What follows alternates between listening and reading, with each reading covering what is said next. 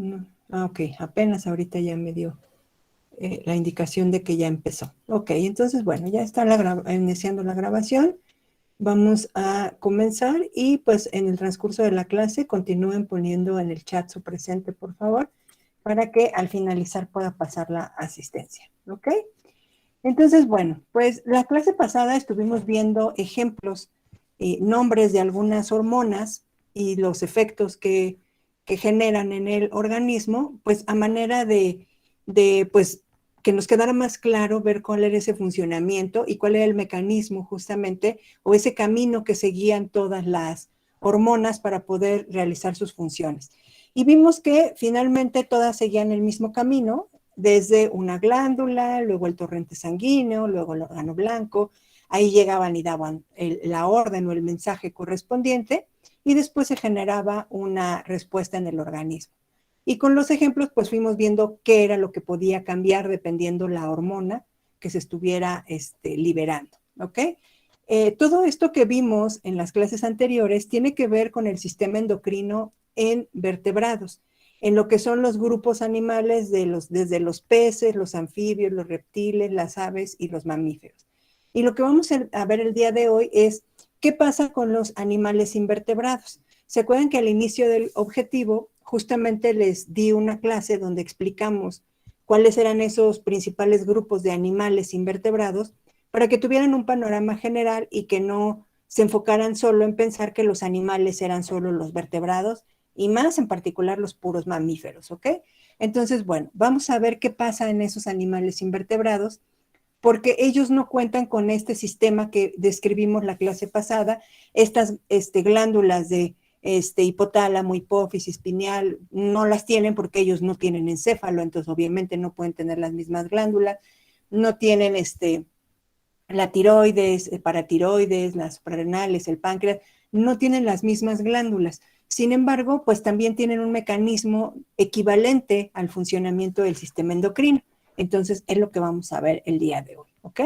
Entonces, bueno, como ya comenté, en los vertebrados, que son todos los animales, desde peces, anfibios, reptiles, aves y mamíferos, el sistema endocrino está hecho de estas glándulas endocrinas que ya describimos una por una y ya fuimos viendo dónde estaban localizadas y los nombres, ¿ok? En el caso de los invertebrados, se han encontrado unas estructuras que son equivalentes en la organización a unas glándulas equivalentes, digamos, pero no son la misma estructura, pero pueden considerarse como glándulas, ¿ok? En el cuerpo de algunos animales, particularmente en dos grupos, en el grupo de los artrópodos y en el grupo de los moluscos. Recuerden que los artrópodos son todos los insectos, todos los arácnidos, todos los crustáceos y los miriápodos que son los milpies y ciempiés. Entonces, en todos estos grupos de artrópodos se han visto estructuras que pueden considerarse glándulas. No son las mismas de las que hablábamos la clase pasada, pero sí son estructuras que cumplen esta función de estar produciendo hormonas, ¿ok? Entonces, en el caso de los moluscos, pues ya dijimos que son los caracoles, las babosas, los calamares, los pulpos, las almejas, ostiones, etcétera, todos esos son moluscos, ¿ok? Entonces, en estos grupos de animales, de hecho esa es la primera pregunta que les hago, no son las mismas glándulas endócrinas, no son estas glándulas que tenemos en los vertebrados, pero sí hay estructuras que tienen una función específica de producir sustancias y por lo tanto se les pueden llamar glándulas, ¿ok? Entonces, estos animales, estos grupos sí tienen estructuras equivalentes a glándulas. ¿Ok? Ahora, la mayoría de los animales, incluidos a estos, porque aunque tienen algunas estructuras como glándulas y ahí pueden fabricar hormonas, la mayor parte de sus hormonas se fabrican en las neuronas, ¿sí? Todos estos animales, bueno, todos los invertebrados, incluso desde las esponjas, tienen neuronas en su organismo. Algunas tienen un sistema nervioso de tipo difuso, como las medusas y los corales, pero algunas tienen ya este sistema nervioso ganglionar. El caso es que tienen neuronas. Y lo que vemos en estos animales invertebrados es que como la mayoría no tiene glándulas o tiene unas pequeñas estructuras como glándulas, pero que no fabrican la mayor parte de las hormonas, lo que sucede en esos animales es que las neuronas, que son las células del sistema nervioso, ya las vimos, las reconocen con esta imagen, las neuronas son las encargadas de producir esas sustancias químicas, ¿ok? Esas hormonas. Y para distinguir a estas hormonas de las otras y no confundir con las que acabamos de platicar la clase pasada, le vamos a llamar a estas hormonas neurohormonas.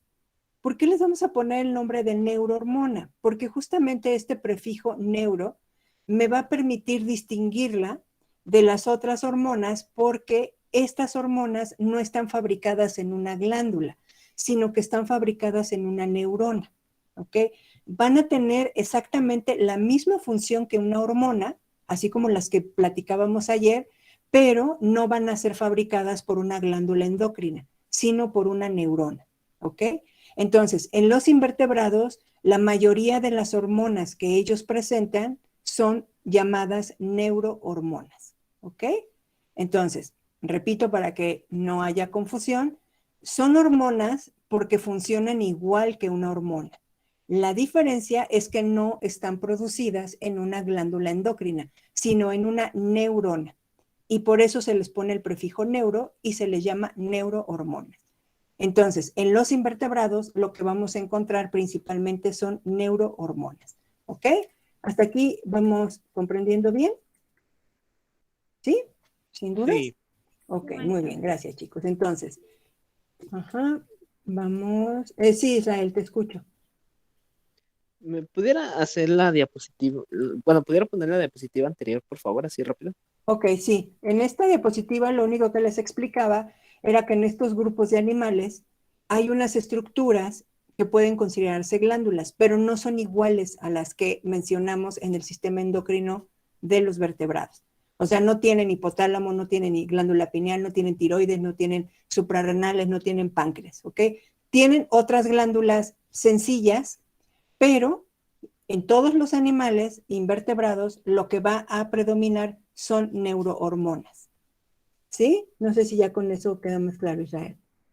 Sí, gracias. No, ¿de qué? Muy bien. Entonces, bueno, para poder explicar este mismo diagrama que estuvimos viendo ayer con las hormonas y explicar el funcionamiento de las neurohormonas, voy a hacer un breve paréntesis para hablar un poquito del sistema circulatorio, particularmente de los artrópodos. Como ya comentamos, las hormonas necesitan un medio de transporte. En el caso de los animales vertebrados, el medio de transporte es la sangre. Ajá. En el caso de los animales vertebrados, pues en teoría no tienen sangre igual que nosotros, pero tienen un líquido que finalmente tiene la misma función que la sangre en nosotros. Es un líquido que circula, parte de su sistema circulatorio, de diferentes maneras. Cada grupo de animales invertebrados tiene un sistema circulatorio diferente. Pero vamos a usar como ejemplo el de los artrópodos. Por ejemplo, aquí está un insecto, ¿ok? Los insectos tienen un sistema circulatorio que está hecho de mangueritas, así como el de nosotros, y una parte de esas mangueritas lleva adentro un líquido que es equivalente a la sangre, pero en este caso ese líquido se llama hemolinfa. Ajá. La hemolinfa es un líquido donde van muchas sustancias químicas y hace la misma función que nuestra sangre. Cuando, en este caso, en los invertebrados, en los artrópodos, el sistema circulatorio es un sistema circulatorio abierto. El de nosotros es un sistema circulatorio cerrado. La sangre nunca sale de las mangueras, en nuestro caso. Si ustedes se cortan y se les sale la sangre, es porque cortan las mangueras, pero las mangueras nunca sacan la sangre a menos que se rompan, ¿ok? En el caso de los artrópodos tenemos un sistema circulatorio abierto. Eso quiere decir que en algún momento la hemolinfa, que es este líquido, recorre el cuerpo por unas mangueras, que son estos vasos sanguíneos, bueno, vasos de hemolinfa, pero en algún momento sale de ahí y baña directamente a los órganos del cuerpo, ¿sí? Se pone en contacto directamente aquí. Por eso decimos que inunda el cuerpo del insecto. ¿ok? Es un sistema circulatorio muy diferente al nuestro. Pero bueno, lo único que quiero que tengamos claro con este paréntesis es que en este caso el líquido que va a servir para que las neurohormonas circulen va a ser la hemolinfa, no la sangre, porque aquí no hay sangre, ¿ok? Entonces, el líquido que sirve como medio de circulación en los artrópodos es la hemolinfa, y ese es el que vamos a usar de ejemplo, ¿ok? Entonces, si retomamos el mismo esquema que hemos estado hablando del funcionamiento de las hormonas, ahora lo vamos a adaptar, pero con la explicación de las neurohormonas. Y en el caso de la neurohormona, lo que va a cambiar es que el lugar de donde va a salir la sustancia no es una glándula endocrina, sino va a ser una neurona, ¿sí? Entonces, en este caso, las neurohormonas van a salir de una neurona que se le conoce como célula neurosecretora. Neuro nos hace énfasis en que es una neurona, y en este caso no va a circular por la sangre, sino que va a circular por la hemolinfa, que es el líquido equivalente a la sangre. Y esta sustancia llamada neurohormona va a recorrer todo el cuerpo del animal, igual que una hormona, va a llegar también a un órgano blanco, va a dar el mensaje y finalmente se va a emitir una respuesta. El funcionamiento es el mismo, digamos que lo que va a cambiar es que la sustancia, que en este caso se llama neurohormona, no va a salir de una glándula, sino de una neurona, y que el líquido por donde va a transportarse no es la sangre, sino la hemolinfa, ¿ok? Eso sería como lo que habría que distinguir.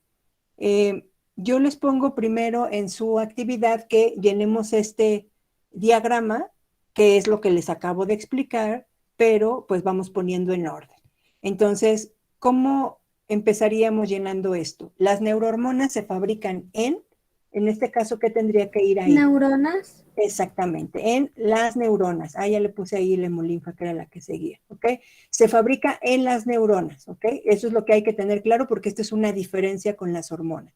Y luego, las neurohormonas, perdón, viajan por Hemolinfa. hemolinfa, tomando como ejemplo a los artrópodos, ¿no? Aunque puede haber otros animales con otro líquido circulatorio, vamos a usar nosotros como ejemplo a los artrópodos que son muy estudiados, ¿ok? Y luego el siguiente camino, el resto del camino es igual.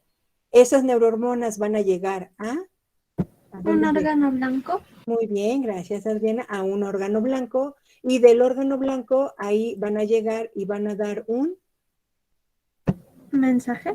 Mensaje, muy bien, muchas gracias. Y con eso se va a generar una respuesta. Muy bien, muchas gracias, Dayana. Entonces, vemos cómo el diagrama es prácticamente igual que el de una hormona. Las dos diferencias principales son estas.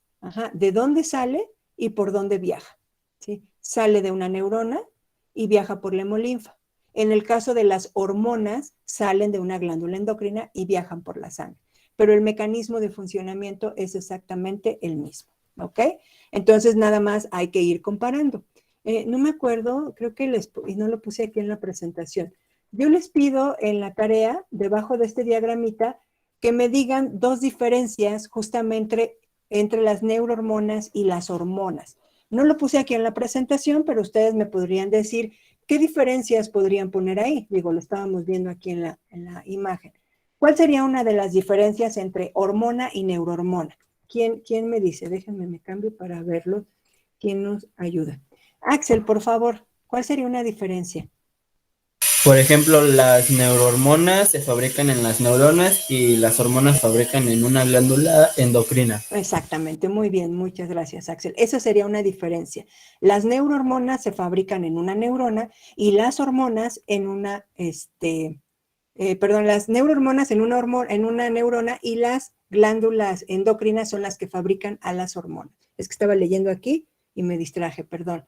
Y ahorita tengo a Israel aquí en la lista. La otra diferencia, ¿cuál sería, Israel? ¿Nos ayudas, por favor? Que las neurohormonas viajan por la hemolinfa y las hormonas por la sangre. Exactamente. Las neurohormonas viajan por la hemolinfa, estoy viendo la actividad, neurohormonas viajan por hemolinfa y hormonas viajan por la sangre. Y básicamente esas serían las dos diferencias.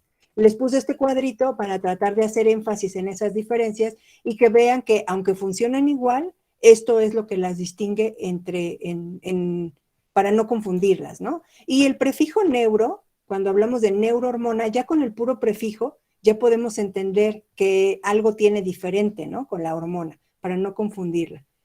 Alguien había levantado la manita, pero ya no veo a nadie, escuché nada más. ¿Alguien quiere tomar la palabra?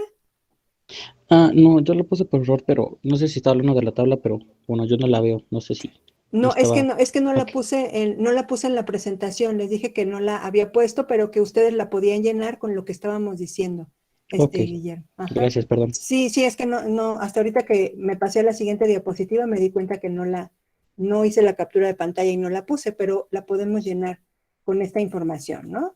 Entonces, primera diferencia, neurohormonas se fabrican en neuronas, hormonas se fabrican en glándulas endocrinas. Y segunda diferencia, neurohormonas viajan por hemolinfa, hormonas viajan por sangre. Y con eso llenamos la tablita, ¿ok?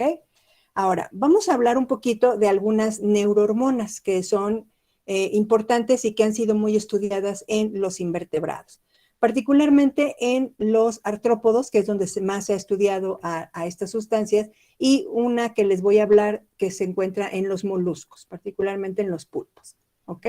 Entonces, bueno, vamos a hablar de una neurohormona que se llama ecdisona, ¿sí? A esta neurohormona también le llaman hormona de la muda, ¿sí? Es una neurohormona porque es fabricada por las neuronas, ¿ok? En este caso, lo que les estoy poniendo aquí son unas imágenes de dos insectos, son artrópodos. Esta neurohormona ecdisona se encuentra solamente en los artrópodos. Ya había retomado quiénes eran los artrópodos. Cuando les expliqué de este grupo, les decía que los artrópodos tienen la característica de tener un exoesqueleto. El exoesqueleto, vamos la palabra, exo significa exterior, externo, y esqueleto pues significa algo rígido que da sostén. Entonces, en este caso, los artrópodos tienen una cubierta que rodea su cuerpo. Yo les indicaba que para que se imaginaran y supieran qué era el exoesqueleto, se imaginaran un camarón cuando se lo van a comer, si se lo dan pelado, pues no van a ver esto, pero si han comido un camarón que se los dan completo, ustedes tienen que pelarlo, y eso de pelarlo significa que le tienen que quitar esa cascarita, y esa cascarita que le quitan justamente es el exoesqueleto. Esa cascarita tiene una cierta dureza y consistencia, y cuando ustedes se la quitan, adentro está el cuerpo blandito del camarón. Entonces, justamente esa cascarita que le quitamos es el exoesqueleto. Entonces, todos los artrópodos tienen ese exoesqueleto, y ese exoesqueleto cubre todo su cuerpo y les da protección. El problema es que cuando estos animales van creciendo, va a llegar un momento en que ya no les va a quedar ese exoesqueleto, porque el exoesqueleto es rígido. Entonces ellos empiezan a crecer y llega un momento en que ya no les queda. Es como cuando ustedes estaban chiquitos y les ponían el zapato y de repente pues ya les apretaba y ya no podían seguir usando los mismos zapatos porque les lastimaban. Lo mismo pasaría con estos artrópodos. Entonces, cuando ya no caben dentro del exoesqueleto, tienen que cambiar de exoesqueleto. ¿Y cómo hacen este proceso de cambio? Lo que hacen es que debajo del exoesqueleto que tienen en ese momento, empiezan a fabricar uno nuevo, pero obviamente está delgadito y blandito porque apenas se está fabricando. Y lo hacen sobre como lo que fuera equivalente a su piel, a su superficie, y queda justamente debajo del exoesqueleto que tienen en ese momento.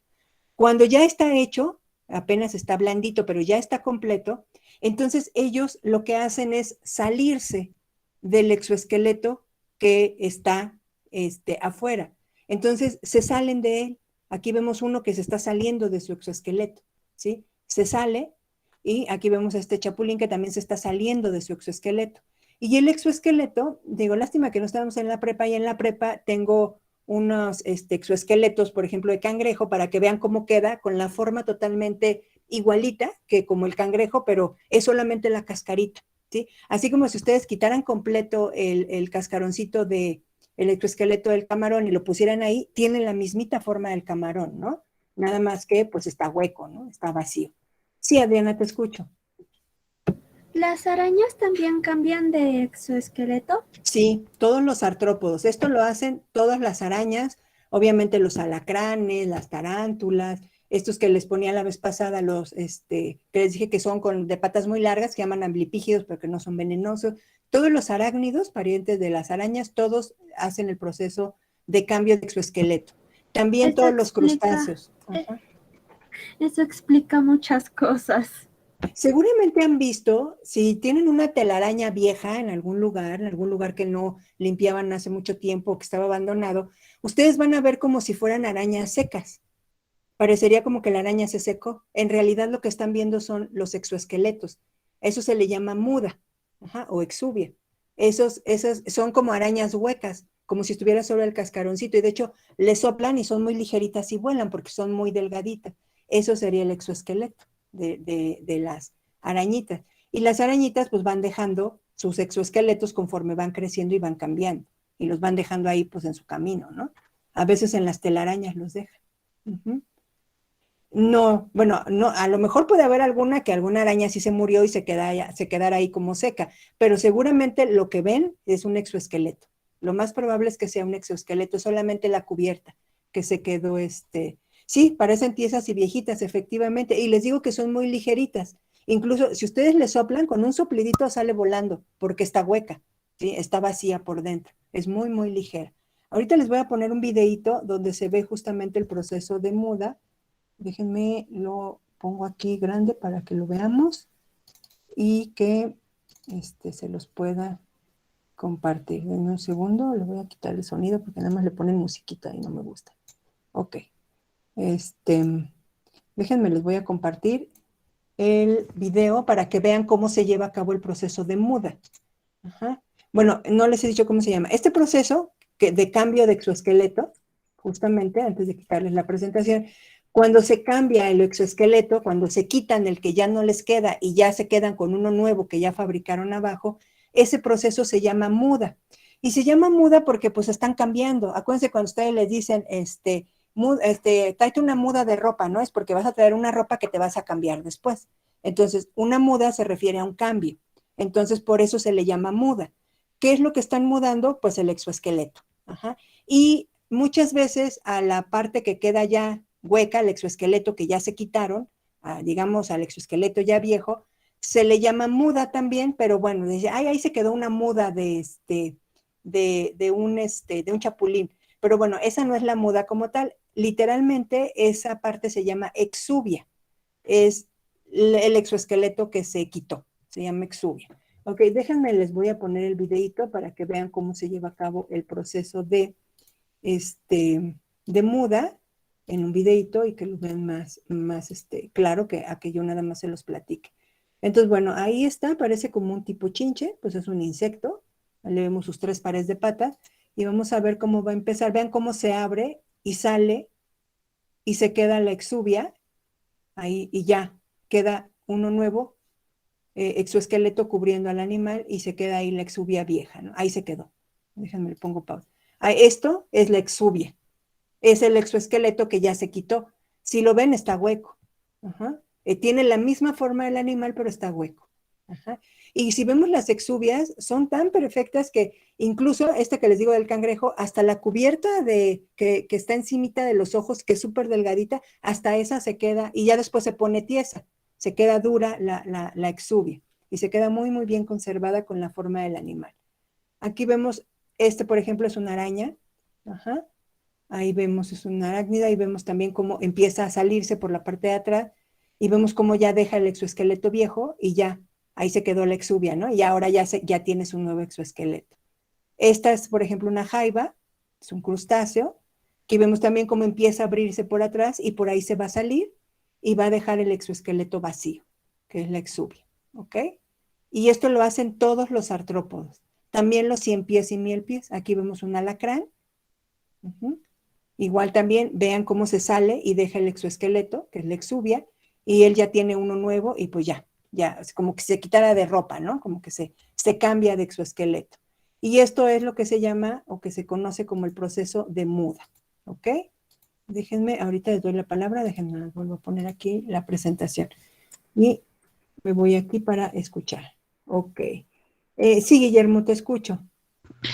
Y yo vi, bueno, hace mucho, un video en donde creo una iguana, no sé qué, igual estaba mudando.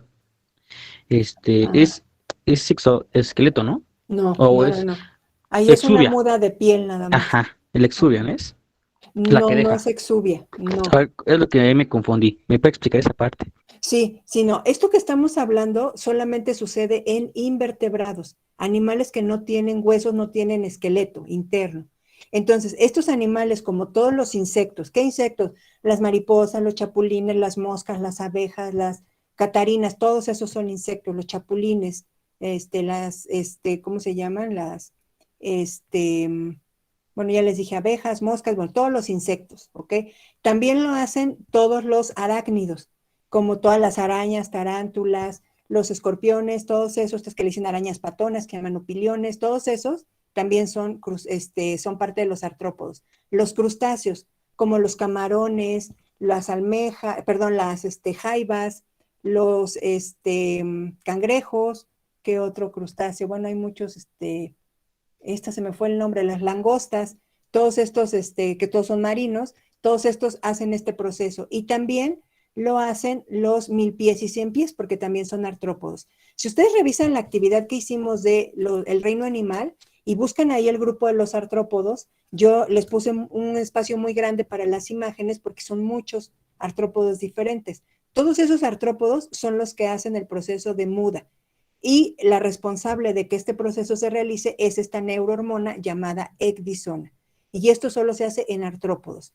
La otra muda que dices que también sucede en varios reptiles, como por ejemplo las serpientes, es común que veamos, incluso dejan la muda de la piel completa, ¿sí? Se salen y queda así como si fuera toda la cubierta de lo largo de la serpiente, pero esto es un cambio de piel. No tiene nada que ver con esto porque la piel es diferente totalmente al exoesqueleto y la piel no es dura como un exoesqueleto. Ajá. Entonces, es un proceso de muda, porque también hay un cambio, pero no es un proceso de muda de exoesqueleto, sino un proceso de muda de piel. Y hay otros animales que mudan la piel, pero no la tiran completa como las serpientes, sino que lo hacen es que se les va cayendo como pedacitos, como pellejitos, y la van tirando poco a poquito porque van renovando la piel que está más nueva, la van dejando que vaya creciendo y la de encima se va desprendiendo, pero no es lo mismo que esto del exoesqueleto. No sé si con esto te aclaré, Guillermo. Sí, Masa, yo pensé que era lo mismo porque, te dije, al fin de cuentas, pues están mudando, ¿no? Pero no, ya vi que es diferente en Ajá. cada animal. Sí están mudando porque están haciendo un cambio, pero en ese caso es de piel y aquí es de exoesqueleto. Ajá. Muy bien. Luego me pregunta aquí, veo, bueno, Michelle dice que no sabía eso. Bueno, esto lo hacen todos los artrópodos porque si no, no pueden crecer, ¿sí? Y como tienen esa cubierta dura, pues tienen que hacerlo. Imagínense el exoesqueleto como si fuera una armadura que les ponen encima, pero cuando están chiquitos las hacen a su medida y van creciendo y ya no caben. Entonces tendrían que cambiarse de armadura, ¿no? Porque ya adentro no caben y está dura y no puede crecer. Por eso les ponía el ejemplo del zapato, ¿ok? Israel, ¿hay algún animal que coma el exoesqueleto? No lo sé, pero es muy probable que sí. Está hecho de quitina, es un carbohidrato. Ustedes seguramente lo vieron cuando en biología 1 hablaron de los carbohidratos, es un polisacárido. Es del mismo material de lo que está hecho la pared celular de los hongos. Esta sustancia es un polisacárido que se llama quitina, entonces podría servir como fuente energética, aunque es más fibra, es un polisacárido de tipo fibroso, pero es probable que se lo coman si a lo mejor hay ahí escasez de alimento o a lo mejor como un mecanismo conductual normal, ¿no? A lo mejor algunos sí se lo comen, podría ser una fuente nutricional. Uh-huh. ¿Solo ocurre una vez? No, se hace muchas veces a lo largo de toda su vida, cada que hay que crecer y que ya no caben. Un artrópodo a lo largo de su vida muda muchas veces, lo tiene que hacer constantemente cada que va creciendo, ¿sí? Lo hace muchas veces en su vida. Por la cámara rápida parece que estarían clonando, o parecería que quedaran dos después, ¿no? Exactamente. Pero no, lo que se queda ahí es la exuvia vacía, o sea, está ya el exoesqueleto vacío. Les digo, lástima que no estamos en la prueba porque ahí tengo unos exoesqueletos. Digo, los biólogos siempre andamos ahí husmeando a ver qué encontramos. Entonces, por ejemplo, cuando voy a la playa, siempre me voy a donde hay rocas y me pongo a buscar las exuvias de los cangrejos, porque siempre se van a mudar a un lugar como poco, con poco concurrido, y luego se van hacia la parte de hasta arriba de las rocas, cuando ya no llegue, donde ya no llegue el agua. Y si ustedes son curiosos, si alguna vez pueden buscar eso, ahí se encuentran muchas exuvias de cangrejo. Entonces yo las voy, siempre que regreso a la playa, regreso con mis exuvias de cangrejo que recojo ahí en la playa, ¿no? Lo malo es que son muy frágiles y se rompen muy fácil, ¿no? Pero sí está muy padre, ¿no? Todos nos cambiamos en lugares privados, efectivamente. Aquí lo hacen más bien porque cuando acaban de mudar el exoesqueleto nuevo es muy delgado todavía y todavía no es tan duro. Entonces son presa fácil de depredadores. Por eso deben de buscar un lugar escondido, porque si un depredador llega en ese momento, va a estar muy poco protegido porque el exoesqueleto va a ser muy delgado y seguramente se lo va a comer más fácil, ¿no? Entonces, sí hay que tener cuidado, por eso se esconden generalmente para el proceso de muda. Espero que luego no pueden quitar el exoesqueleto, se les complica. Es malo quitárselo como con nuestras manos. Pues bueno, no sé si a lo mejor se llega a atorar por alguna razón, seguramente ellos encontrarán el mecanismo solito de sacarlo. Yo no sé si a lo mejor el quererlos ayudar, si se jala el exoesqueleto no hay problema, porque pues nada más se va a romper y ya. Pero si agarran el cuerpo del animal, como va a estar más blandito, pues no sé si lo pueden apachurrar, ¿no? Si no lo hacen con cuidado, no sé si en lugar de ayudarle, a lo mejor terminan aplastándolo. Pero yo no sé qué tan común sea que alguno no pueda mudar. Generalmente es muy sencillo y lo hacen muchas veces a lo largo de su vida, ¿ok? Bueno, entonces, se va a morir, pues sí, si lo aplastan, pues sí, pobrecito, ¿no? Va a salir peor, lo ayudan, por quererlo ayudar, lo vamos a aplastar. Entonces, bueno, este proceso de muda, de cambio de exoesqueleto, se hace gracias a que se empieza a producir esta sustancia llamada ecdisona. Entonces, cuando el artrópodo va creciendo y ya empieza a percibirse que ya es momento de un nuevo exoesqueleto, se empieza a fabricar la ecdisona y la ecdisona es la que le da la orden a que el animal empiece a hacer este proceso de muda, empiece a romper el exoesqueleto y se salga. Entonces, esta conducta es regulada por esta neurohormona llamada ecdisona. Entonces, bueno, esto es lo que hace la ecdisona, es un ejemplo que vamos a ver de neurohormona, ¿ok? Solamente presente en artrópodos. Vamos a ver otra, bueno, aquí les puse que era mi indicación para que yo les supiera que aquí ve el video de la muda, ya se los puse, pero bueno, aquí vemos otro alacrán que está saliendo de su exoesqueleto, aquí vemos el exoesqueleto, y el alacrán ya está saliendo y ya tiene su nuevo exoesqueleto nuevo, ¿ok? Otra neurohormona que también se ha estudiado en los artrópodos es una que se llama ecdisotropina. Si se fijan, el nombre se parece mucho. La otra se llamaba ecdisona, esta se llama ecdisotropina. La ecdisotropina es una neurohormona que se encarga principalmente de que el animal, cuando pasa por un proceso de metamorfosis, realice el cambio y salga de ese capullo o esa pupa que se llama y que pueda salir, por eso también se le llama hormona de la eclosión, porque es la que ayuda a que el animal salga de esa crisálida o de ese capullito, ya que está terminado el proceso de metamorfosis, para que ya el adulto pueda salir totalmente formado. Entonces, podemos decir en términos simples que la ecdisona interviene en el proceso de metamorfosis. En la metamorfosis es este cambio muy drástico que hay en el aspecto del individuo de una etapa de larva a una etapa adulta. Y hay una transformación muy drástica, el aspecto es totalmente diferente. Si ustedes ven y luego ven nunca pensarían que es el mismo individuo. Es como si yo los viera de bebés y luego los vuelvo a ver cuando tienen 30 años y aunque van a estar diferentes, pues yo puedo entender que son los mismos, ¿no? En este caso el cambio es totalmente drástico. La apariencia es totalmente diferente entre la larva y el adulto. Y este proceso de cambio se llama metamorfosis. Y aquí interviene esta otra neurohormona llamada ecdisotropina, ¿ok? También solamente en artrópodos. Bueno, se ha estudiado en artrópodos, ¿ok? Esto no tiene nada que ver con la metamorfosis de las renacuajos en rana. Ahí serían otros mecanismos. Aquí estamos hablando de invertebrados, particularmente de artrópodos, de insectos más que nada, ¿ok? Que pasan por el proceso de metamorfosis. Entonces, bueno, ya llevamos dos nombres de neurohormonas, la ecdisona y la ecdisotropina. Y vamos a ver una más, como ejemplo, esa no se las pregunté en la actividad, pero vamos a ver otra que se llama cromatropina. Esta, el nombre de croma, bueno, el prefijo croma viene de cromo, que significa color, ¿ok? Esta neurohormona se presenta en moluscos, se ha estudiado más en pulpos, y lo que hace es que muchos pulpos que tienen muchas tonalidades de colores muy intensos y muy vivos en su piel, tienen unas estructuras en la piel que se llaman cromatóforos, también croma de color. Ajá. Un cromatóforo es una estructura de la piel que tiene un pigmento, tiene color, y esos cromatóforos se pueden activar o desactivar de acuerdo con las órdenes que se le den. Entonces, si se activan ciertos cromatóforos, se activan ciertos colores en el animal.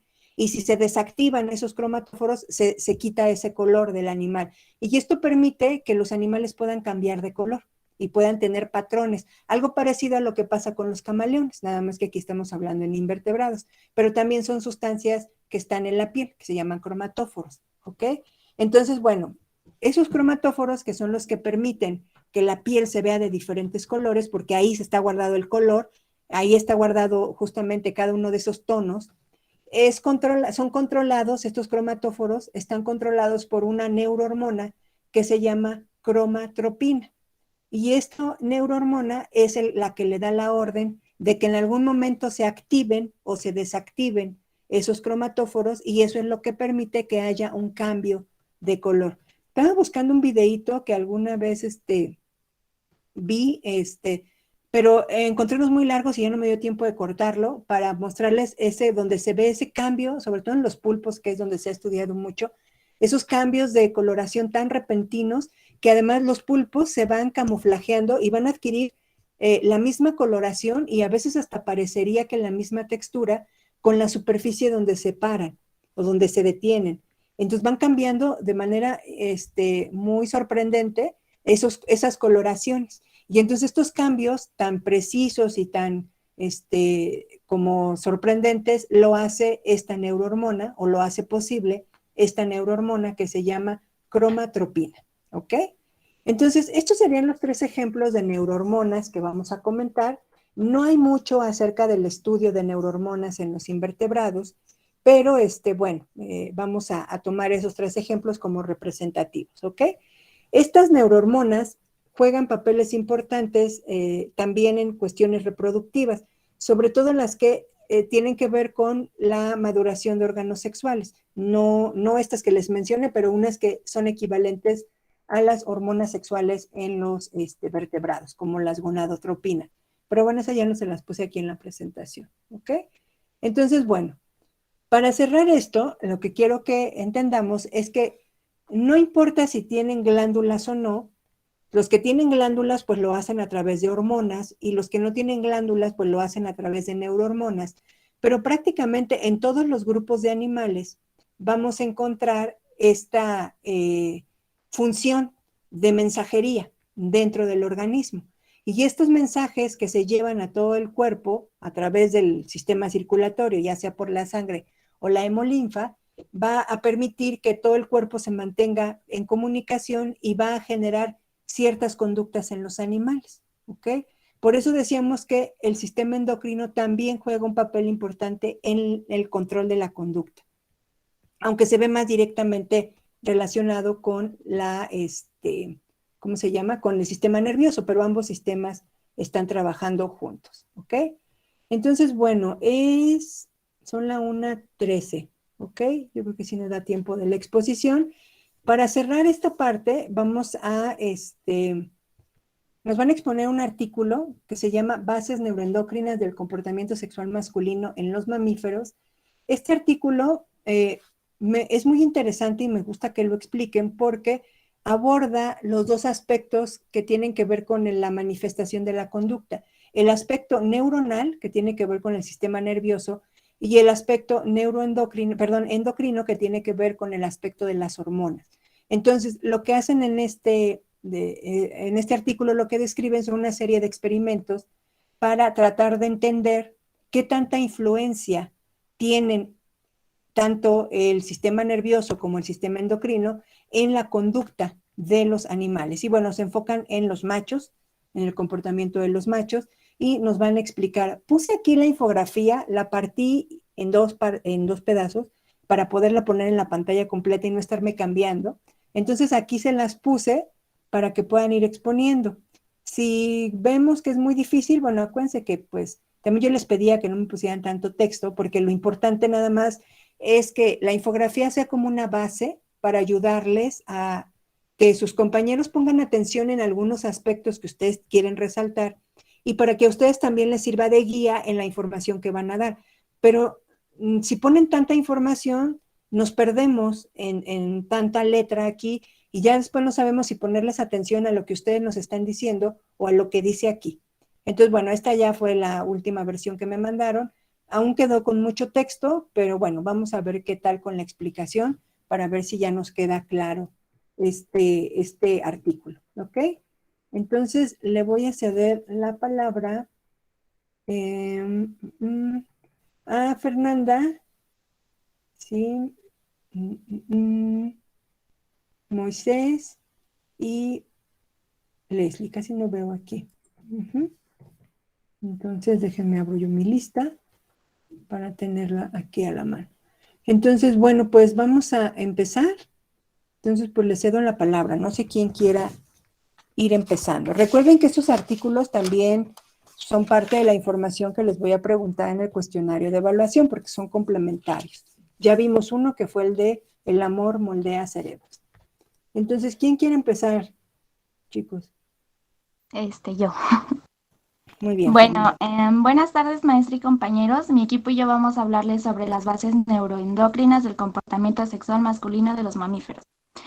Y bueno, para empezar, en la conducta sexual de los mamíferos existe una gran diversidad de comportamientos copulatorios, los cuales se van a clasificar de acuerdo a la presencia o ausencia de la llave física, que son los genitales, movimientos pélvicos durante la intromisión, intromisiones antes de eyacular y eyaculaciones para alcanzar la saciedad. Y bueno, el comportamiento sexual masculino está regulado por dos componentes, los cuales son la motivación sexual y el consumatorio. La motivación sexual se basa en las conductas que inducen al macho a tener contacto con las hembras y esto pues con el propósito de aparearse. El consumatorio son las conductas necesarias para que la cápula se realice. Cópula. Y bueno, ambos componentes son regulados por una serie de incidencias neuroendocrinas. Y Ok. bueno, A ver, te voy a interrumpir tantito, Fernanda. Vas muy bien, nada más que estás diciendo mucha información muy rápido. Y quiero puntualizar para que tus compañeros vayan haciendo suya la información que quiero resaltar. Ahorita quiero que resaltes, por favor, lo mencionaste como dos componentes, vamos a mencionarlo como dos etapas o dos partes. Cuando hablamos de la conducta reproductiva, la dividen en dos partes. Una es la motivación sexual y la otra es la parte consumatoria, ¿ok? El acto consumatorio. ¿Podrías repetirles de manera muy concreta para que les quede más claro a qué se refiere la etapa de motivación sexual? Sí, la motivación sexual pues son las conductas que van a inducir al macho a que tenga pues contacto con la hembra y pues con el propósito de aparearse. Ok, entonces en términos simples podemos decir que la motivación sexual se refiere al interés que el macho va a tener para que busque a la hembra, ¿sí? Voy a tratar de ir haciendo analogías para que les quede claro. Es como toda esa intención que va a tener, ¿no? Es como cuando a ustedes les gusta a alguien y empiezan a tener la intención de ir y buscar a ese alguien para empezar una relación. En este caso sería esto la motivación. O sea, el hecho, el interés que el macho va a tener por ir a buscar a la hembra con la intención de copular, en este caso, ¿no? Entonces, nada más para tenerlo claro. Y la fase consumatoria, ¿a qué se refiere? Son las conductas necesarias para que la cópula se realice. Ok, ¿nos puedes decir qué es la cópula? Para que lo entendamos todos. ¿O qué entienden ustedes por cópula? Pues viene de copular, ¿no? Ajá, ¿y qué significa copular?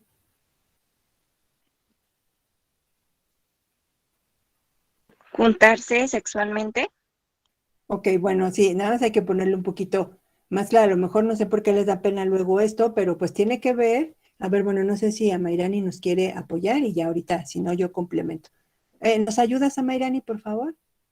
Es cuando ya es la penetración, cuando ya se liberan los espermas en el óvulo. Efectivamente, gracias, Amairani. Sí, el acto de cópula se refiere a un acto de penetración, ¿sí? Es el acto de penetración y eyaculación, cuando estamos hablando de mamíferos. Entonces, esto de la fase consumatoria se refiere al acto en sí, donde el macho penetra a la hembra y se fecundan los óvulos que están en el interior de la hembra con los espermatozoides que el macho vierte en la cavidad de la hembra. ¿Ok? Entonces, esto es el acto consumatorio.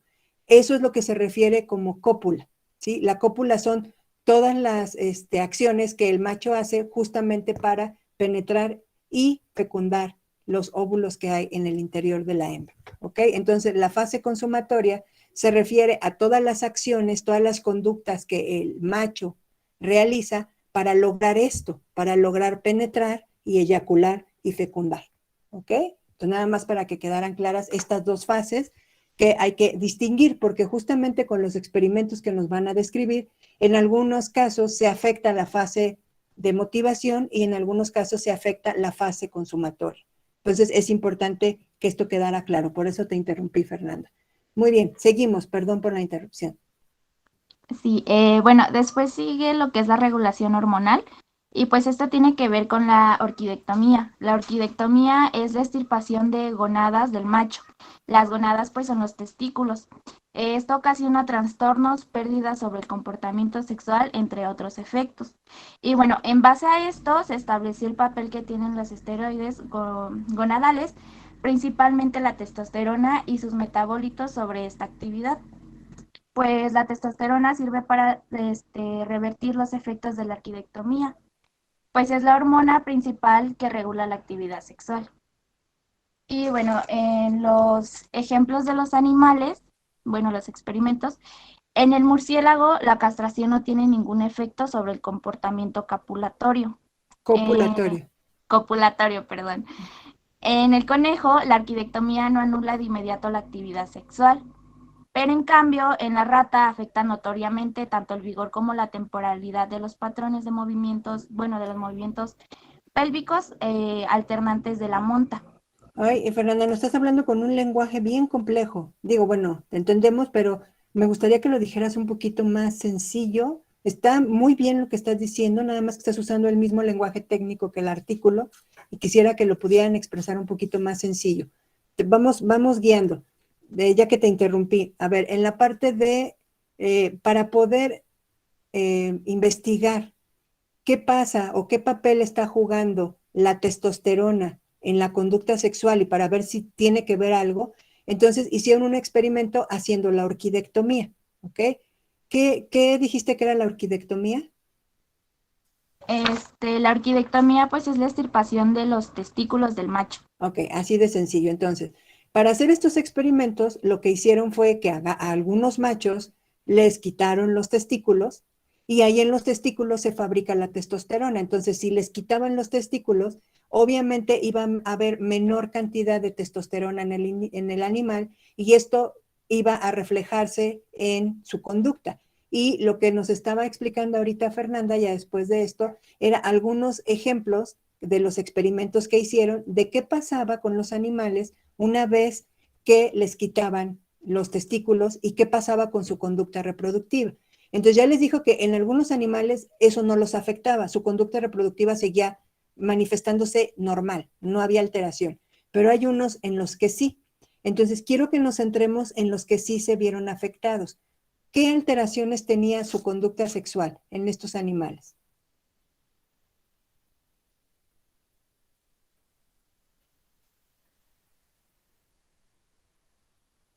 Fernanda.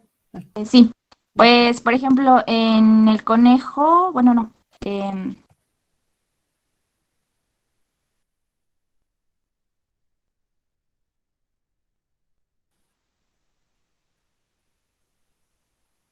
No, no importa particularmente el animal, o sea, necesito más bien que digan qué pasó, aunque no sea específicamente con un animal particular. Pero en los que sí hubo una alteración, en los animales que sí cambiaron su conducta, ¿qué fue lo que cambió?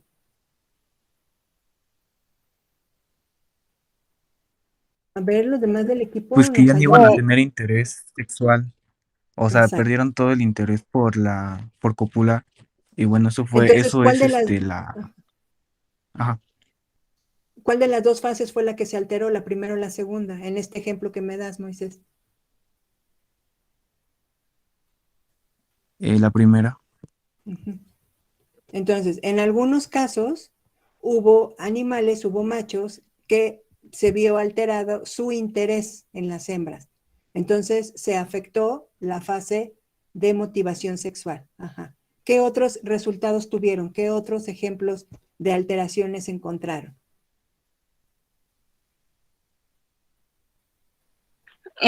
La eyaculación más larga de los animales. Ujú.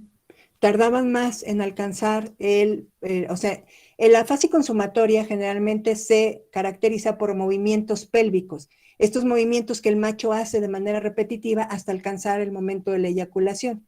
Y en este caso, tardaban más en alcanzar la eyaculación y la eyaculación duraba más tiempo.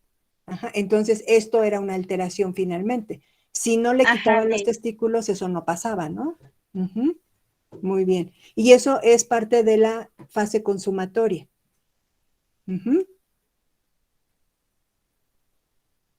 Ok, bueno, entonces con esto que estoy resaltando de lo que les están describiendo, es que sí es cierto que en algunos animales, en algunos experimentos, no hubo alteración de la conducta. Los animales se seguían comportando igual. Sin embargo, hubo otros que cuando les quitaban los testículos, podían tener alteraciones en la fase de motivación y ya no les interesaba buscar a las hembras. O hubo el caso de otros donde sí buscaban a las hembras, pero para eyacular tenían más dificultades, ¿sí? Se afectaba esta parte consumatoria, ¿ok? ¿Y alguna otra alteración? Porque sí hay más ejemplos ahí en el artículo. Bueno, no es, bueno, es alteración, pero es donde más bien entra la testosterona, o bueno, lo que él puede hacer. Ujú. Y bueno, se hizo un experimento, la administración de 5 miligramos de propapinato de testosterona en las ratas castradas.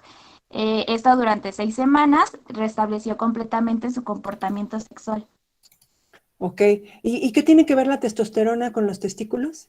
¿O con el hecho de quitarles los testículos? Pues que la testosterona es la principal hormona que regula pues todo lo que es la actividad sexual. Ajá. Entonces, en este caso, lo que tenemos que quedar claros es que justamente ahí en los testículos, o sea, ¿por qué les quitan los testículos? Pues porque ahí se fabrica la mayor parte de la testosterona. Entonces, si les quitan los testículos, se reduce de manera muy drástica la cantidad de testosterona y lo que ellos quieren ver es si la testosterona es la responsable. O sea, si el hecho de que no haya testosterona es lo que está haciendo que los animales cambien su comportamiento. Y para comprobar que esto es así, entonces les inyectan un precursor de la testosterona, hagan de cuenta en términos simples, les inyectan testosterona y los animales, al momento de ponerles la testosterona inyectada, volvieron a recuperar su conducta sexual normal. ¿Qué conclusión les da esto? Pues que la responsable de esta conducta sexual fue la testosterona. Y cuando le quitaron la testosterona porque les quitaron los testículos, entonces fue la alteración, ¿ok? Entonces, esto es lo que les está explicando con este último experimento de inyectarles la testosterona. Estoy buscando aquí en el artículo ¿cuál es el otro animal? Ah, ok. Ahí en el artículo viene de un conejo, es que me acordaba de esto, de el vigor. Una de las cosas que se alteraba cuando les hacían la orquidectomía en los conejos era que el vigor me refiero como a la fuerza, a la intensidad que los animales tenían para poder hacer estos movimientos pélvicos que los llevan a la eyaculación. Estos conejos perdían ese vigor, digamos que tenían menos energía y menos fuerza para poder hacer estos movimientos pélvicos. Entonces, ya, y además no los hacían de manera continua. Entonces, eso hacía que hubiera, cuando estaban montados sobre la hembra y estaban queriendo eyacular, no, no podían alcanzar de manera rápida la eyaculación porque sus movimientos no eran continuos ni tan fuertes como tendrían que haber sido si hubieran tenido los testículos, si no se los hubieran quitado. ¿Ok? Eso era lo que estaba leyendo aquí, porque me acordaba, pero no me acordaba qué animal era. ¿Ok? Entonces, ¿nos podrían nada más resumir entonces todos estos experimentos donde hicieron la orquidectomía, en conclusión, qué alteraciones generaba en los animales? Nada más para cerrar y que quede claro para sus compañeros, porque esto se los pregunto en el cuestionario.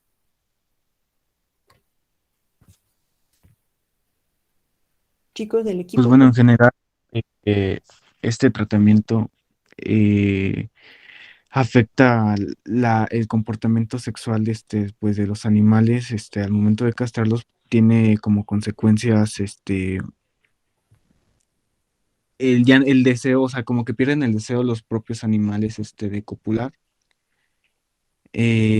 Habíamos dicho que también, hay una baja, influencia de testosterona, y pues en general, pues sería todo, ¿no? O sea, principalmente creo que pierden eso gracias a castrarlos.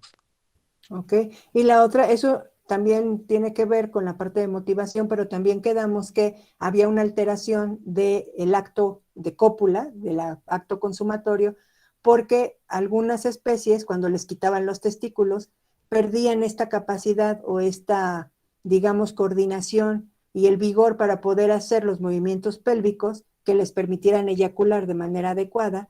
Y entonces, esto que me decía, creo que fue Jocelyn o Fernanda, no me acuerdo, de que tardaban más en eyacular justamente por esto, porque los patrones de movimientos pélvicos se alteraban y no eran normales, y esto hacía que tardaran más tiempo en alcanzar el momento de la eyaculación. Finalmente esto es una alteración, no era normal que eso pasara, ¿sí? Entonces, bueno, nada más retomar esto. Muy bien, continuamos, chicos, por favor.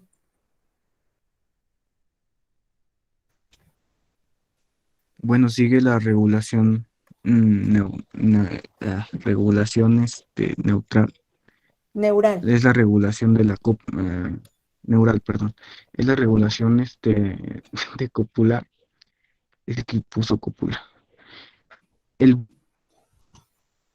Estas, y pues voy a dar una serie de ejemplos. La regulación neuronal del comportamiento. Modulan la motivación sexual, o sea que los animales suelen tener una motivación sexual más activa. Y tiene lecciones en el área preóptica media. Y aquí podemos ver en el mapa eh, el bulbo olfatorio que, que es donde principalmente se hacen estos cambios, que podemos ver que es el bulbo principal, la mucosa olfatoria, el órgano vemeronasal. Y bueno, aquí está la amígdala, que a continuación van a hablar de ella.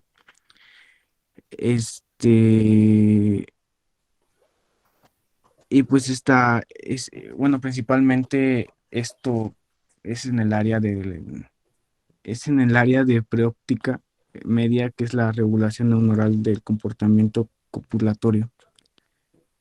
Ok, a ver, aquí voy a sintetizar un poquito para contextualizar un poquito, Moisés, para poder tratar de entender qué función está teniendo el sistema nervioso en la conducta sexual. Se enfocaron en algunas partes del sistema nervioso y lo que hicieron fue hacer unos daños en las neuronas que hay en esos lugares para ver qué pasaba una vez que dañaban esas zonas. Entonces, se enfocaron en el bulbo olfatorio, que bueno, ese ya lo vimos que es parte de los órganos de los sentidos del olfato, y que tienen neuronas que se conectan por medio del nervio olfatorio hasta el encéfalo. También se enfocaron en la parte de la amígdala, que es parte del sistema límbico, ¿sí? Y también se enfocaron en dañar una zona de la corteza cerebral, que es el área preóptica media, donde se perciben, preópticos, donde se perciben los estímulos visuales. Entonces dañaron zonas donde se reciben estímulos visuales donde se reciben estímulos del olfato. Y lo que querían ver era si había alguna alteración en la conducta sexual de los animales al momento de dañar estas zonas. Entonces, ahora ustedes traten de irme explicando qué encontraron. ¿Se afectó o no la conducta sexual? Y si sí, ¿en qué sentido se vio afectada? Para ir guiando la exposición hacia donde quiero que la lleven, por favor, chicos. Pues, como he dicho, fue como que un cambio, en el bulbo olfatorio, y esto pues sí trajo, un cambio, este, en el sistema olfatorio principal, y también, bueno, en parte de la óptica también tuvo, un cambio, y creo que también, la testosterona creo que también tuvo bueno, o sea, cambió gracias a esto. Los niveles de testosterona. O sea, esto terminó alterando también los niveles de testosterona. Porque la testosterona tenía que ver con la orquidectomía, no con esto. Mira, aquí, por ejemplo, aquí hay una nota muy importante que aquí está mencionada en los daños del área de preóptica media. Y esto no me lo acaban de mencionar. Ay, bueno, es que eso lo iba a explicar yo, maestra. Ok, seguimos entonces. Perdón. El área próptica media desempeña un papel central en la regulación neuronal del comportamiento copulatorio. Las lesiones de esta zona eliminan la capacidad de copular como los roedores de laboratorio y en otros mamíferos como es un monorreus. En las ratas no eliminan la capacidad de copular como ocurren pues en otros mamíferos, aunque en ocasiones ocurren trastornos como por ejemplo, que ya lo habíamos mencionado, la eyaculación se hace más larga, se hacen más larga. En los monorreus, las lesiones del área preóptica media provocan la pérdida de la capacidad de realizar los patrones de copulación. Sin embargo, son capaces de masturbarse y eyacular viendo pues a su hembra de una cierta distancia. Ok, voy a centrarme aquí, Jocelyn, porque esto que nos está diciendo justamente es muy importante de los resultados. Con esos experimentos que les está describiendo Jocelyn, lo que dañaron fue el área preóptica media, que es una zona del encéfalo. Y lo que vieron es, bueno, si yo daño las neuronas que están aquí, que tienen que ver con estímulos visuales, ¿qué pasa? ¿Qué cambios hay en la conducta? Y entonces hubo también diferencias, no todos los animales respondieron igual.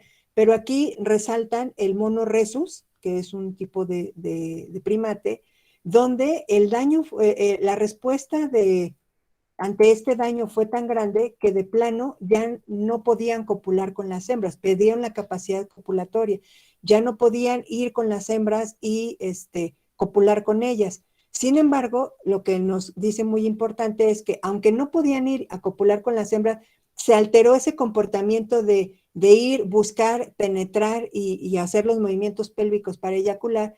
Lo que sí podían hacer ellos finalmente ante el deseo sexual que tenían, porque sí había deseo, sí había interés sexual, lo que hacían entonces era masturbarse y sí alcanzaban la eyaculación, pero no con las hembras, no penetrando a las hembras, sino a través de la masturbación. Y fue también una alteración finalmente del comportamiento. Entonces, lo que quiero resaltar con esto es que el dañar una zona del cerebro finalmente afectó la conducta de los animales, en este caso de los monos rhesus. Y esto tiene que ver con lo que nos interesa ver en este objetivo. Si en verdad el sistema nervioso y las hormonas están influyendo en la conducta reproductiva. Y este artículo nos narra mucho de esa relación. Por eso este artículo es muy importante para entender esa. Digo, ya después podemos hablar de la ética de los experimentos que me parecen extremadamente crueles y yo no sé hasta dónde se justifica que la ciencia use animales y en qué sentido sí y en qué sentido no, bueno, ya es una cuestión ética muy dura, pero bueno, finalmente ahorita estamos viendo la información que se deriva de estos experimentos y ya después si quieren comentamos la parte ética, ¿no? Que pues sí, sí, a mí también cuando lo leí dije, ay, ¿cómo es posible, pobres animales, ¿no? Pero bueno, finalmente de ahí se está generando conocimiento, ¿ok? Entonces, bueno, seguimos con la exposición, muchachos. La incapacidad copulatoria de los machos con lesiones en esta área preóptica media no se debe a un problema de motivación sexual, sino a una falla de la transición de la motivación a la realización de la cópula. El área preóptica media es un centro integrativo de información que media los efectos de la testosterona en la realización de la cópula. Y pues ya sigo con el bulbo olfatorio. Ok, sí, muy bien. Bueno, y aquí entra lo que nos había dicho Moisés hace ratito, que yo no lo había comprendido bien, que finalmente estas zonas están regulando también esa producción de testosterona que se hace en los testículos, ¿ok? Muy bien, muchas gracias, Jocelyn. Bueno, yo creo que ya quedó claro esta parte, no sé si los demás tienen alguna duda hasta aquí, si no, bueno, ahorita nos externan. Vamos ahora con el bulbo olfatorio. El bulbo olfatorio desempeña también un papel muy importante en la iniciación del comportamiento sexual de varias especies de roedores. La vulvectomía olfatoria elimina la capacidad de copular. Señalan que los ratones del laboratorio también son incapaces de copular. En las ratas de laboratorio no eliminan la cópula, pero el porcentaje considerable de machos sometidos a esta cirugía pierden la capacidad de copular hasta alcanzar la eyaculación.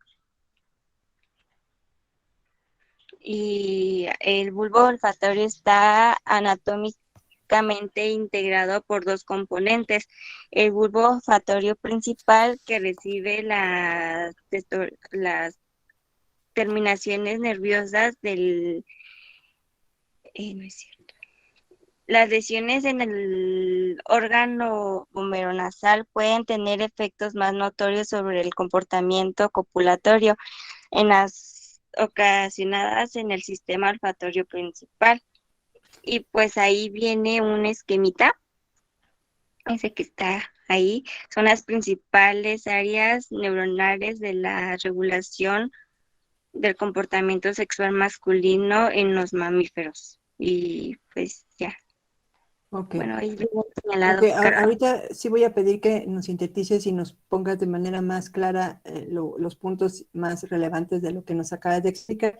Pero bueno, justo este tema habla de, en este experimento, qué partes fueron las que dañaron. Entonces, aquí está el área preóptica, que tiene que ver con estímulos visuales. Aquí está la parte del bulbo olfatorio y acá está la amígdala. Entonces, lo que hicieron en estos experimentos fue dañar las neuronas, generar un daño en estas neuronas para ver qué efectos tenían los animales, y lo que nos están explicando sus compañeros son algunos ejemplos de los resultados que tuvieron con esos experimentos. Y aunque en algunas especies de animales no había alteraciones notorias, hubo algunos donde sí se llegó a alterar de manera muy evidente ese comportamiento sexual. Y en esas alteraciones es en las que yo quiero que se centren para que veamos estas relación del sistema nervioso, en este caso, con la conducta reproductiva.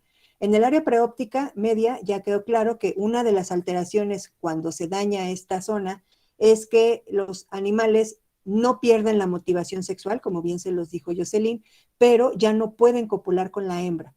Hay una alteración de ese mensaje que se manda para que el macho vaya y busque a la hembra y copule con ella y logre alcanzar la eyaculación. Sin embargo, sí hay un deseo sexual y por eso los machos se masturban y finalmente logran eyacular, pero con la masturbación. Eso fue con el área preóptica media. En el caso del bulbo olfatorio, los experimentos que nos comentó, hay también diferentes resultados. No todas las especies tuvieron los mismos resultados. ¿Nos pueden mencionar algún ejemplo relevante de alteraciones que hubo en el comportamiento a partir del daño del bulbo olfatorio? Porque eso sí no me quedó claro. Maestra, ¿me puede repetir la pregunta? Es que mi internet anda medio mal y si está Ok. En el caso de cuando dañaron el bulbo olfatorio, si me pueden dar un ejemplo de alguno de los resultados que tuvieron en alteraciones del comportamiento. Un ejemplo, ¿qué se pudo alterar o qué se alteró en algún ejemplo del bulbo olfatorio? O sea, ¿se alteró el comportamiento sexual en algunos animales cuando les dañaron el bulbo olfatorio o no? Sí.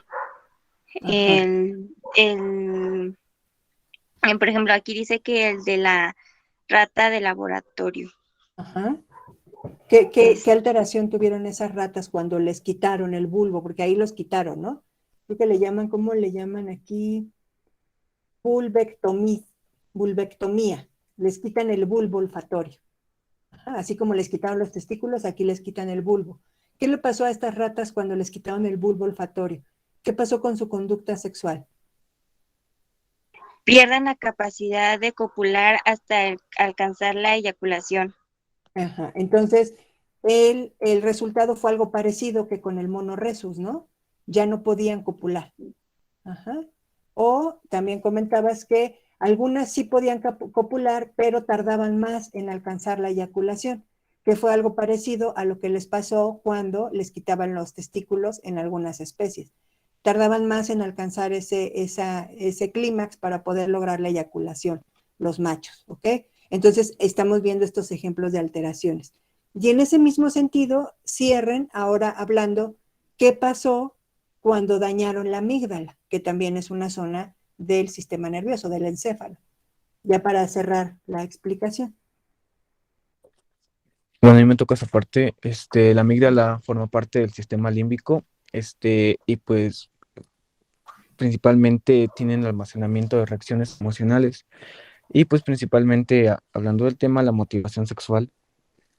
En el experimento se realizó con una rata, y un hámster, pero bueno, a la rata de laboratorio, se le hizo un cambio, en la amígdala y no tuvo ningún, o sea, se dañó la amígdala, pero no tuvo ningún cambio. Y después, también se dañó, tenía dos partes, que se llamaba como, creo que se llamaba lateral y basal. Y ya con eso, bueno, cuando se dañó esa parte, sí tuvo un cambio, que bueno, no afectó la copulación, pero tuvieron menos eyaculaciones. Y con un hámster sirio, pues se hizo, lo mismo, pero sí cambió la copulación y bueno, o sea, sí tuvo un cambio en la copulación. Y creo que cada animal puede tener, un cambio distinto si se hace este tipo de experimento, ya que pues en la rata tuvo un cambio, y en el hámster tuvo otro cambio muy diferente. En uno perdió la Efectivamente. copulación y en otro no. Perdió la capacidad, ¿no? De copulación. Muy bien, como lo resumió muy bien Moisés. Y justamente esto tiene que ver con todo lo que nos estuvieron platicando a lo largo del artículo, que no todos los animales respondieron o tuvieron los mismos resultados con los mismos experimentos. Aunque en todos los experimentos quitaron los testículos, cada especie respondió de diferente manera. Y también eso tiene que ver con que cada especie pues tiene diferentes mecanismos de control. Todos los animales que se usaron en este experimento son mamíferos, ¿sí? Usaron desde ratas, hámster, conejos y primates, ¿no? En el caso de los monos. Entonces, vieron cómo en cada especie hubo alteraciones diferentes. ¿Qué podemos decir en conclusión con este artículo? Que finalmente las hormonas, como se vio en el caso particular de la testosterona, sí se relaciona con la conducta, particularmente con la conducta sexual. Y si hay una alteración en el nivel o en la cantidad de las hormonas, se afecta la conducta del animal. Entonces, sí hay una relación entre la presencia de la testosterona y la conducta sexual. En algunas especies muy evidente, en otras menos. En el caso del sistema nervioso, dañaron algunas zonas particulares y se dieron cuenta que en algunos animales era muy drástico el cambio y en otros no se manifestaba cambio, a pesar de haber dañado las zonas. Pero en los que sí hubo daños, en los que sí hubo cambios, perdón, cuando dañaban, se podía afectar el patrón de comportamiento para ir a buscar a las hembras y eyacular con ellas. Incluso llegaba a generarse un acto de masturbación ante la incapacidad de poder ir a copular con las hembras, pero sí tener un deseo sexual. Y en otros casos se llegó a afectar la capacidad de copular porque se afectaban los movimientos pélvicos y ya no alcanzaban de manera exitosa o rápida la eyaculación. Entonces, estos experimentos nos dejan ver que sí hay una relación y que sí hay un control del sistema nervioso y del sistema endocrino en la conducta de los animales, que es lo que nos interesa ver en este objetivo, ¿ok? Y por eso era importante exponer este artículo. Muy bien a los tres expositores, muchas gracias, chicos.